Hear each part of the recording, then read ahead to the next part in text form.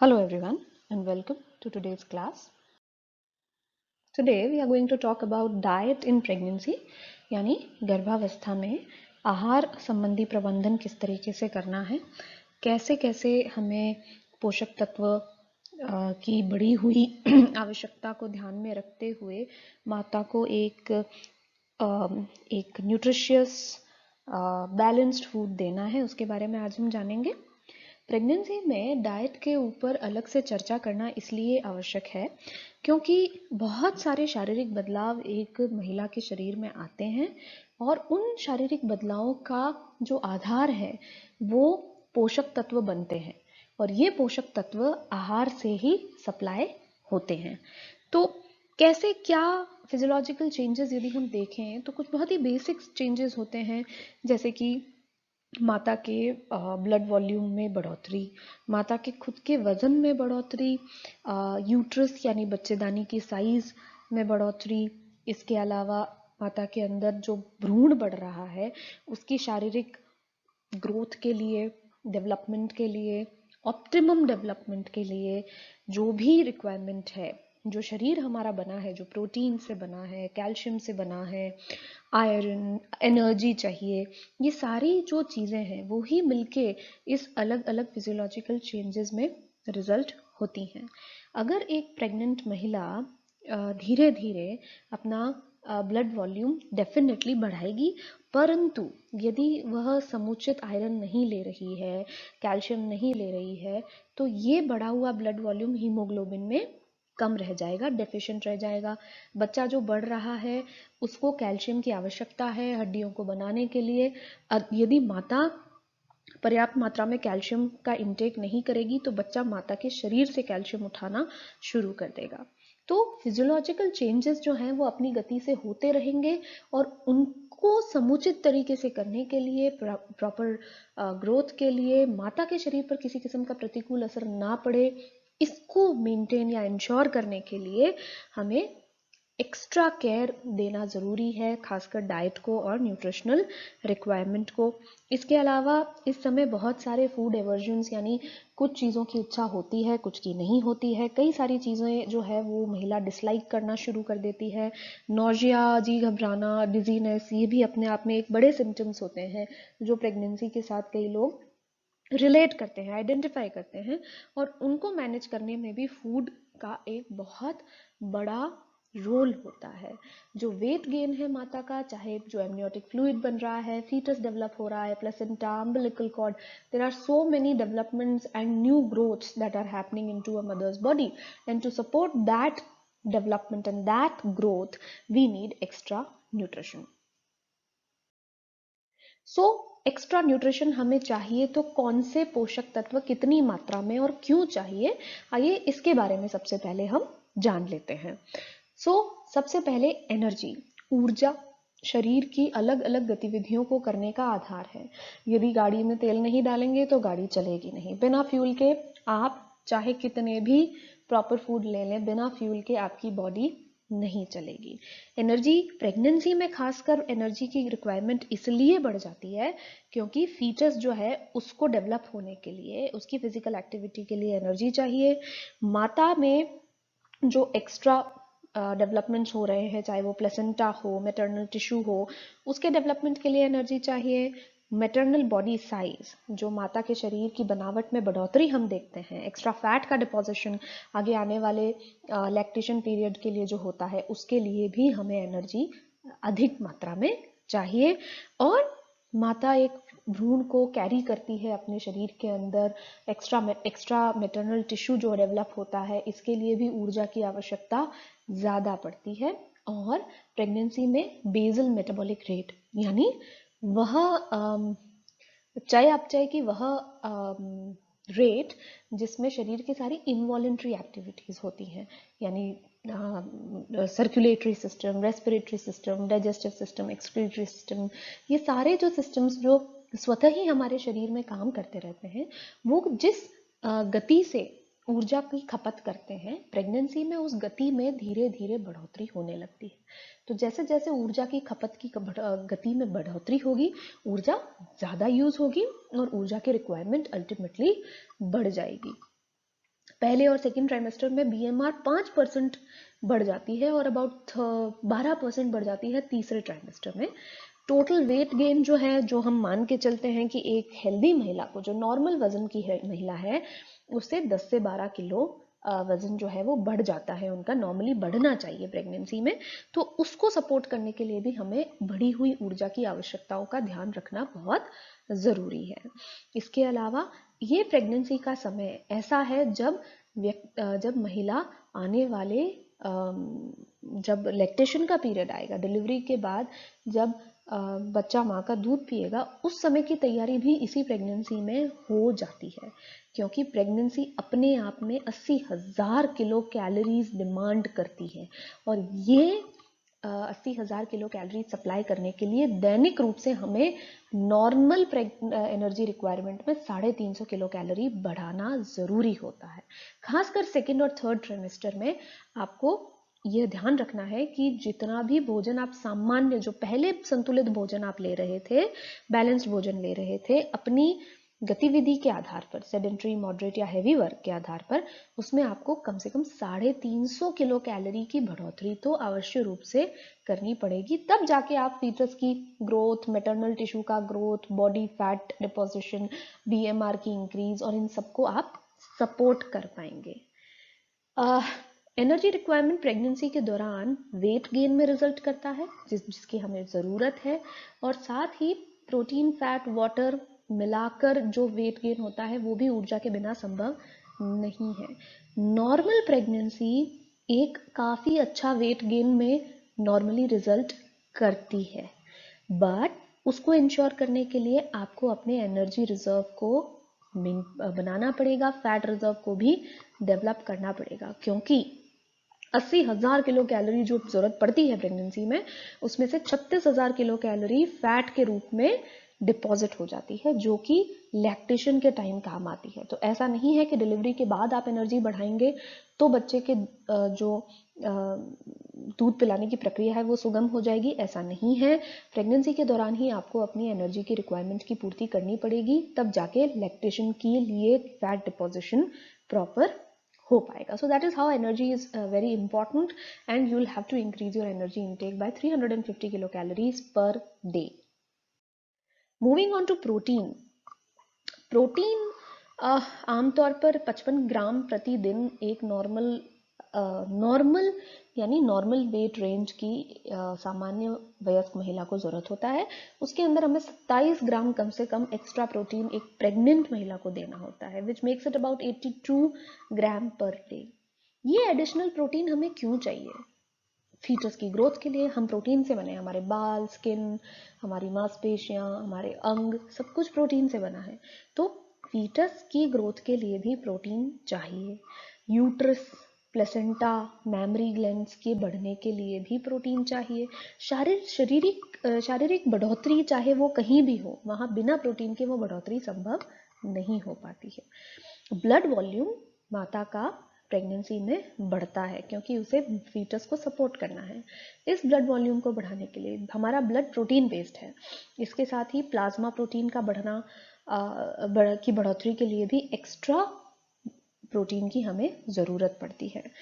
Amniotic fluid, जिस fluid के अंदर बच्चा रहता है, जिस थैली में फ्लूइड में बच्चा तैरता रहता है, वो फ्लूइड भी प्रोटीन बेस्ड होता है। और इसके साथ ही जो स्टोरेज रिजर्व्स हैं, लेबर, डिलीवरी, लैक्टेशन के लिए जो स्टोरेज रिजर्व्स चाहिए, जो भंडारित प्रोटीन है, उसको बनाने के लिए भी हमें एक्स्ट्रा प्रोटीन अभी प्रेगनेंसी में ही सप्लाई करना पड़ेगा। साथ ही मदर जो है अमीनो एसिड्स को, अमीनो एसिड प्रोटीन की सबसे सिंपल इकाई है। जैसे ग्लूकोज कार्बोहाइड्रेट बनाता है, वैसे ही अमीनो एसिड प्रोटीन बनाता है। तो मदर की बॉडी फीटस को अमीनो एसिड ट्रांसफर करती है, और इस ट्रांसफर के लिए मदर को प्रोटीन का इंटेक बढ़ाना बहुत ज़रूरी होता है। अगर प्रोटीन का रिक्वायरमेंट प्रेगनेंसी में नहीं पूर्ति की गई तो प्रेगनेंसी को एट रिस्क माना जाता है। फीटस जो है वो मदर के शरीर से प्रोटीन निकाल के अपने शरीर को बनाना शुरू करता है, जो मदर के फ्यूचर के लिए अच्छा नहीं है, फ्यूचर हेल्थ के लिए अच्छा नहीं है। इसके साथ ही बच्चा अपने मैक्सिमम ग्रोथ पोटेंशियल को भी अचीव नहीं कर पाता और जो सेल्स हैं, जो टिश्यूज हैं, खासकर मस्तिष्क के जो टिश्यूज हैं और सेल्स हैं, वो प्रॉपर डेवलप नहीं कर पाते। तो प्रोटीन और कैलोरी की डेफिशिएंसी प्रेगनेंसी में बहुत ज़्यादा सिवियर कॉन्सिक्वेंसेस में रिजल्ट करती है। और इसको बचाने के लिए हमें क्या करना है? हमें दूध, मांस, मछली, अंडे इनका सेवन बढ़ाना है, क्योंकि ये बहुत अच्छी क्वालिटी के और अच्छी बायोलॉजिकल वैल्यू के प्रोटीन देते हैं। मतलब सारे एसेंशियल अमीनो एसिड्स इनमें सप्लाई हो जाते हैं। कम से कम 600 ml 600 ml दूध प्रतिदिन पीना बहुत ज़रूरी है। एक ग्लास को हम 200 से 250 ml का मानते हैं, तो अब आप देख के चलें कि आपको कम से कम 3 ग्लास दूध 2 से 2.5 ग्लास दूध तो अवश्य रूप से लेना है। इसके अलावा यदि आप वेजिटेरियन हैं तो आपको दालों पर, दलहन पर, नट्स, होल ग्रेन्स आदि पर बहुत ज़्यादा एम्फेसाइज करना पड़ेगा ताकि आपकी बढ़ी हुई प्रोटीन की रिक्वायरमेंट की पूर्ति हो जाए। अनाज के बनस्पत प्रोटीन का कंटेंट ज़्यादा रखें, प्रोटीन रिच फूड्स का कंटेंट ज़्यादा रखें। हर 5 भाग अनाज पे 1 भाग प्रोटीन ज़रूर लें, 1 भाग पल्स ज़रूर लें। मतलब अनाज के एवज में साथ में दालों का सेवन अवश्य रखें। Then we have visible fats and essential fatty acids. Visible fat यानी जो घी, तेल, हम दिखता वसा जो खाते हैं उसको हम विजिबल फैट बोलते हैं। और इसके लिए प्रेग्नेंट वुमेन को कम से कम 30 ग्राम विजिबल फैट खाना है। मतलब आपको 6 छोटे चम्मच कैसे भी करके घी या तेल का सेवन पूरे दिन में अवश्य करना है। इसके साथ एसेंशियल फैटी एसिड्स वो बहुत इम्पॉर्टेंट, काफ़ी ज़्यादा इम्पॉर्टेंट न्यूट्रिएंट्स हैं जो कि बच्चे के कॉग्निटिव फंक्शन यानी दिमागी डेवलपमेंट के लिए, मस्तिष्क रिलेटेड डेवलपमेंट के लिए, विजन के लिए बहुत ज़रूरी है। डिलीवरी प्रॉपर हो जाए इसके लिए बहुत ज़रूरी है और बेटर प्रेगनेंसी का अच्छा नॉर्मल आउटकम रहे इसके लिए भी एसेंशियल फैटी एसिड बहुत बड़ा रोल प्ले करते हैं। ये एसेंशियल फैटी एसिड आजकल प्रेगनेंसी में खासकर डोकोसाहेक्सेनोइक एसिड यानी DHA जो है उसके माध्यम से सप्लाई होते हैं। DHA की टैबलेट्स भी प्रेगनेंसी में प्रिस्क्राइब की जाती हैं डॉक्टर्स द्वारा। और इसके साथ फूड से DHA लेने के लिए आप अलसी के सीड्स, हरी पत्तेदार सब्जी, सोयाबीन, अखरोट खा सकते हैं, सोयाबीन का तेल, safflower oil, cotton seed oil, corn oil ये भी ले सकते हैं। इनसे भी अच्छे सोर्सेज आपको एसेंशियल फैटी एसिड्स के मिल जाएंगे। Moving on to calcium. Calcium बहुत ज़रूरी है प्रेगनेंसी में बाकी न्यूट्रिएंट्स की ही तरह, क्योंकि कैल्शियम वो आधार है जिससे फीटस की भ्रूण की बोन्स का और टीथ का फॉर्मेशन होता है, कैल्सिफिकेशन होता है। यदि मदर कैल्शियम नहीं ले रही है प्रेगनेंसी में तो बच्चा जो है वो मदर के कैल्शियम स्टोर्स जो कि उसके खुद के बोन्स हैं उनसे कैल्शियम उठाना शुरू कर देगा और मदर का शरीर एकदम वीक हो जाएगा और आगे आने वाले समय में ऑस्टियोमलेशिया जैसी प्रॉब्लम्स मदर को हो जाएंगी। इससे बचने के लिए बहुत ज़रूरी है कि मदर 600 mg आयरन एक्स्ट्रा खाए नॉर्मल रिक्वायरमेंट के साथ। तो 600 mg आयरन वैसे भी लेना होता है एक सामान्य महिला को और उसमें 600 mg और मिलाए प्रतिदिन, जिसके लिए आपको 600 ml मिल्क कम से कम लेना है। इसके अलावा आप ग्रीन लीफी वेजिटेबल्स ले सकते हैं, फ्रूट्स ले सकते हैं, वो भी अच्छे सोर्सेज होते हैं कैल्शियम सप्लाई करने के। कैल्शियम मेटाबॉलिज्म बहुत बड़ा रोल प्ले करता है। इसके अलावा जो फीटल कैल्शियम है यानी जो भ्रूण का जो शरीर में जो भी कैल्शियम पाया जाता है वो पूरा का पूरा वो मदर से लेता है। अब चाहे वो मदर अपने शरीर से सप्लाई करे या फिर अपने फूड के द्वारा सप्लाई करे, ये मदर का डिसीजन होता है। The better decision would be to supply this calcium through diet. Pregnant women जो है कैल्शियम को बहुत ही ज़्यादा मात्रा में अब्जॉर्ब नहीं कर पाती। खाए हुए कैल्शियम का सिर्फ 40% ही अवशोषित कर पाती है। इसके लिए प्रेग्नेंट वुमेन को काफ़ी ज़्यादा मात्रा में कैल्शियम रिच फूड्स लेने की ज़रूरत होती है। Then we have iron. Normally एक सामान्य महिला को 21 mg आयरन एक दिन में लेना होता है, परंतु प्रेगनेंसी में तकरीबन 14 mg आयरन एक्स्ट्रा लेने की ज़रूरत है ताकि टोटल 35 mg आयरन प्रतिदिन माता के शरीर में सप्लाई किया जा सके। अब ये जो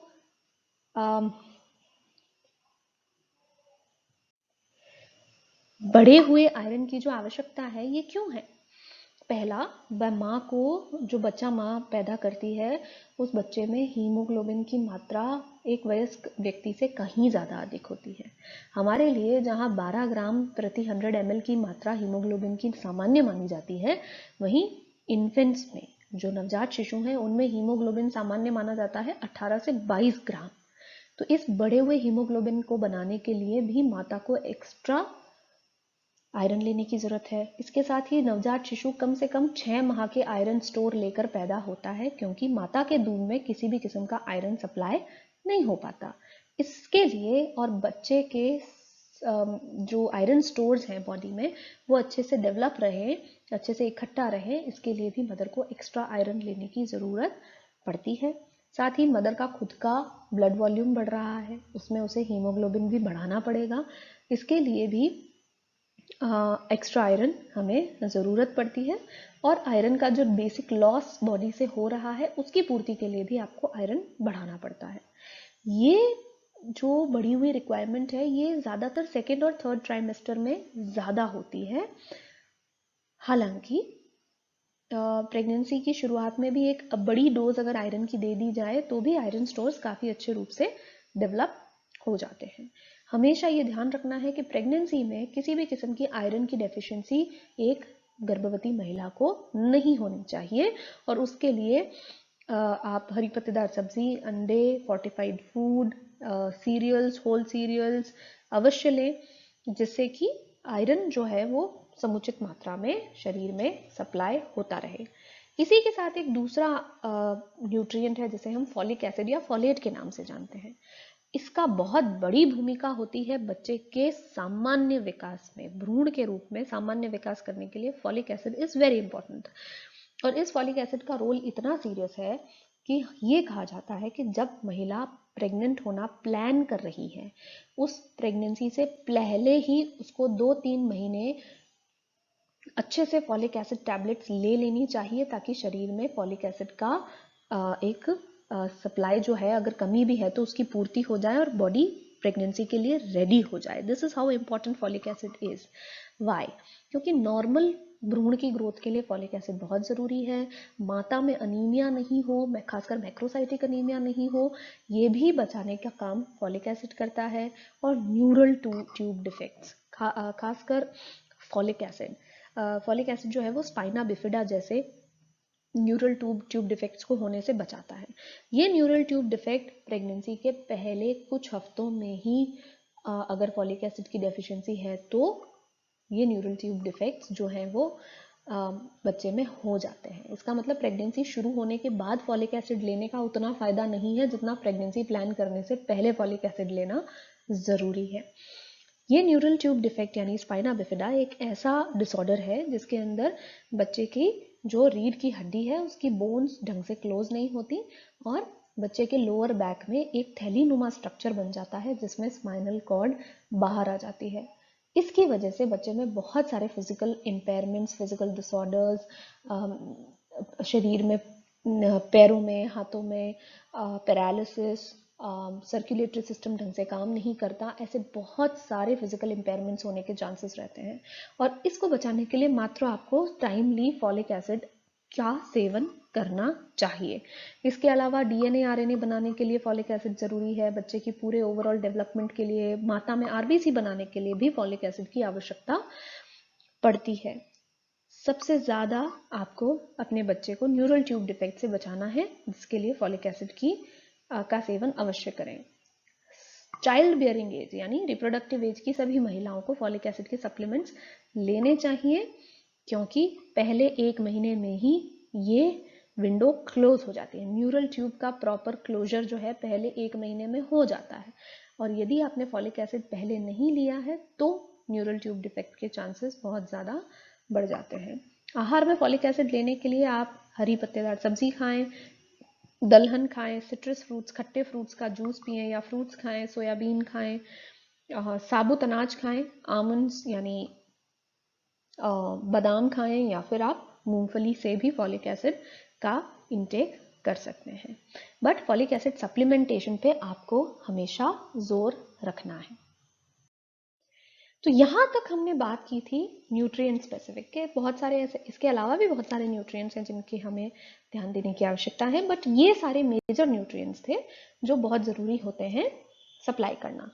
बट हम न्यूट्रिएंट्स नहीं खाते, हम फूड खाते हैं जिससे हमारी बॉडी न्यूट्रिएंट अचीव करती है, अब्जॉर्ब करती है।